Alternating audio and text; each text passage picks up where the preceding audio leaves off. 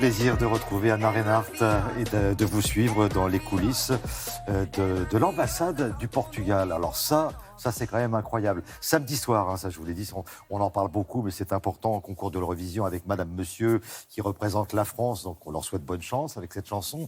Merci. Et pour nous donner un petit avant-goût, Anna, vous nous emmenez à l'ambassade du Portugal. Mais oui, puisque bon, le vainqueur 2017, Salvador Sobral, vaut au Portugal d'accueillir cette grande manifestation de la musique à travers l'Europe. En fait, c'est la meilleure occasion de se souvenir des liens ténus qui existent entre Portugal et France. Parce que vous savez, Marie-Myriam, à qui on doit d'avoir gagné l'Eurovision, eh bien, en fait, elle est d'origine portugaise. Et son vrai nom, c'est Myriam Lopes El Mosnino, vous voyez. Et en fait, c'est l'occasion de se souvenir que la plus grande communauté étrangère en France, c'est la communauté portugaise. Depuis les années 70 en particulier, quand des familles entières fuient la dictature de Salazar et s'installent quelquefois dans des bidonvilles assez insalubres. Et c'est cette communauté qui fait si bien partie de notre beau pays aujourd'hui. Et donc, nous avons rencontré son plus haut représentant, l'ambassadeur du Portugal en France. Voilà, on frappe à la porte. Monsieur l'ambassadeur, ouais, dans cette maison qui, en d'autres temps, a accueilli Marcel Proust, dit-on. Donc voilà, une très belle demeure parisienne. Et il nous a ouvert toutes les portes, c'est vrai. Et il est revenu avec nous sur toutes les grandes étapes qui ont créé cette grande histoire d'amour entre le Portugal et la France et qui nous amène jusqu'à aujourd'hui à 600 vols hebdomadaires entre les deux pays. Je vous y amène, vous allez voir, on a été très chaleureusement accueillis.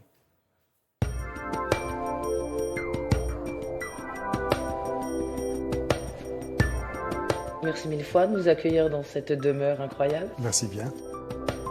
Une des salles d'apparat, évidemment, c'est cette salle à manger.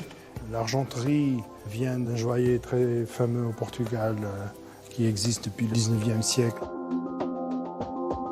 Cet escalier qui est assez bien lancé, je crois, sépare les salons d'apparat de la partie plutôt privée. Donc ça, c'est la bibliothèque qui permet à chaque ambassadeur de faire un peu sa variation personnelle. C'est mon cabinet de curiosité.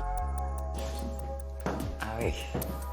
Et donc, ce sont les animaux, c'est la biologie, c'est plutôt sain.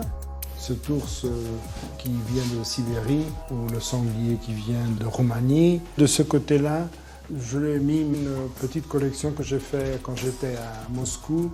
Ce sont des caissons d'icônes, où je n'ai jamais vu avec les icônes eux-mêmes, mais je les ai remplacées par un miroir.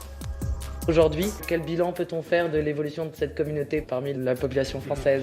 Nous sommes en ce moment en commémorant le centenaire de la fin de la Première Guerre mondiale, mais pour nous, c'est surtout une bataille, le 9 avril 1918, la bataille de la Lys, qui a été, disons, la dernière grande offensive allemande dans le front des Flandres françaises. Ça a été relativement un désastre pour les troupes portugaises, c'est un peu notre Verdun.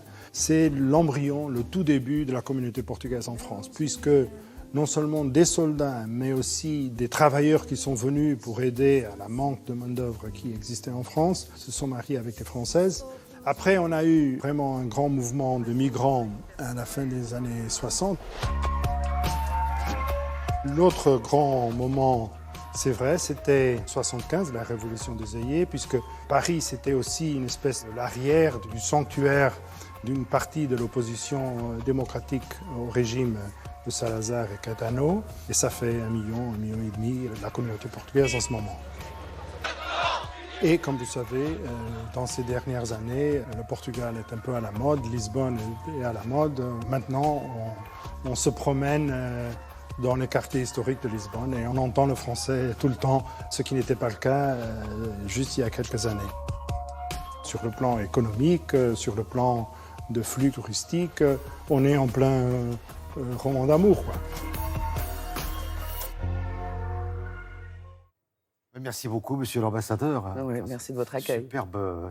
On referme les portes, on est obligé, mais on les rouvrira tout à l'heure. Anna Reinhardt pour rester avec nous.